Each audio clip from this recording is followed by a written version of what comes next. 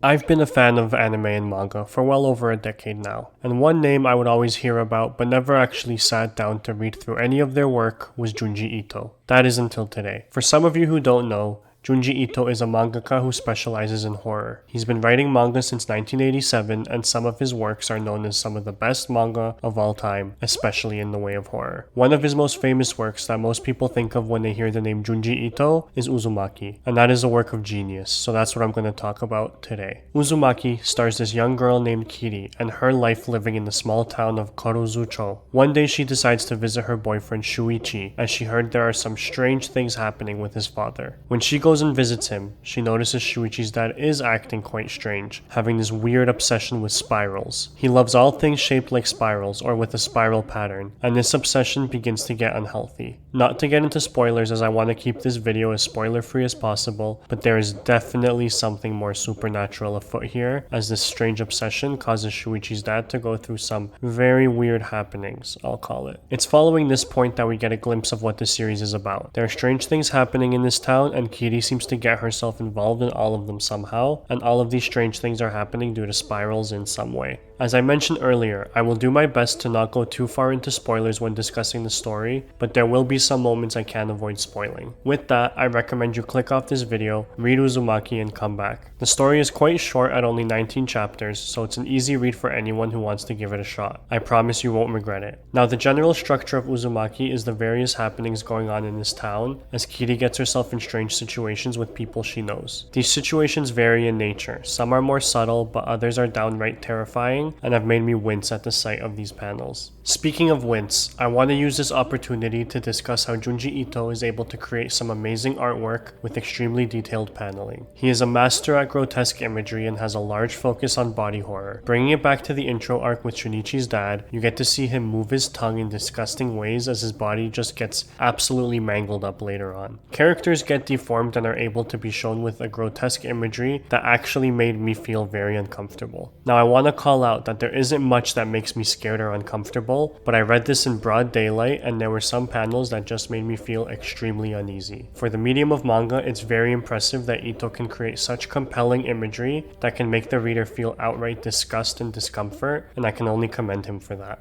On top of this extreme artwork, one aspect of Uzumaki I was able to appreciate when reading was the absolutely incredible paneling. The story has this flow to it throughout. The panels are detailed, but the way the story moves is extremely simple. There isn't a large amount of dialogue that gets the reader lost, and the story moves at a comfortable rate where you don't feel it's moving too quickly or too slowly. Another aspect of Junji Ito's paneling, which is great to begin with when looking at an individual page, is with the flow of his page turns. Ito is able to craft a jump scare with the turn of a page. For example, when the reader is looking at a page and the character is trying to see what's behind the door, once the reader flips the page, they get introduced to some of the most terrifying panels I've ever seen in manga. The last time I got this uncomfortable reading something was when I read Berserk for the first time, but that's a video for another day. All this to say, Junji Ito is amazing at his panel work, and although page turn activated jump scares may not be the most unique thing in horror manga, it still works extremely well and he's able to make it work perfectly in his medium. Okay, so artwork and paneling aside, how's the story of Uzumaki? Well, it's pretty good all things considered. Like I mentioned earlier, it really is a series of events that are told in a pretty short 19 chapter runtime. But the story that is presented here is quite compelling and creative. Our main character Kiri is likable and you follow her throughout the story, having strange things constantly happening to both her and those around her. One small criticism I will have about the story is that both her and her boyfriend Shuichi always end up being safe at the end, which if you ask me is a bit ridiculous in some of the situations they get themselves into, but I can also understand that that's likely not the point of the story, but rather the point is that there are really weird things happening regarding spirals, and you as the reader are just along for the ride watching these things happen to these characters and those around them. The ending as well is one that begins bordering on the side of ridiculous, but that's likely the point, so I can't criticize it too much. Now for the horror element of Uzumaki. Spirals.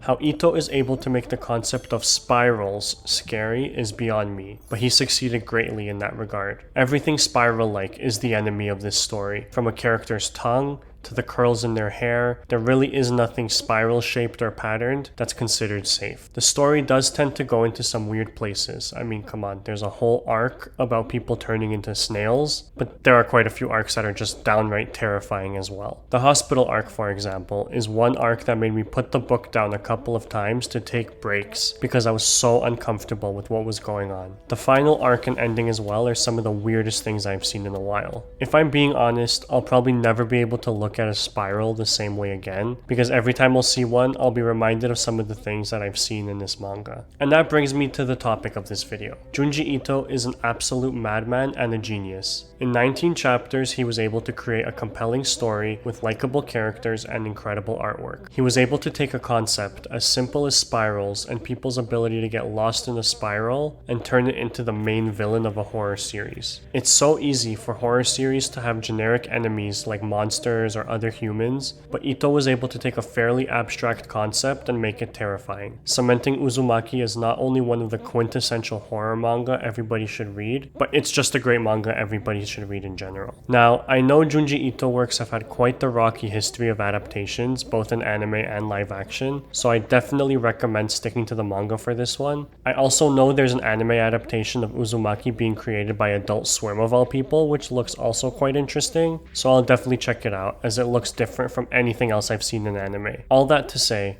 please give Uzumaki a read. And other Junji Ito works as well for that matter, as I'm sure gonna continue reading some of the stories of his, and maybe they'll come up in the future video. Who knows?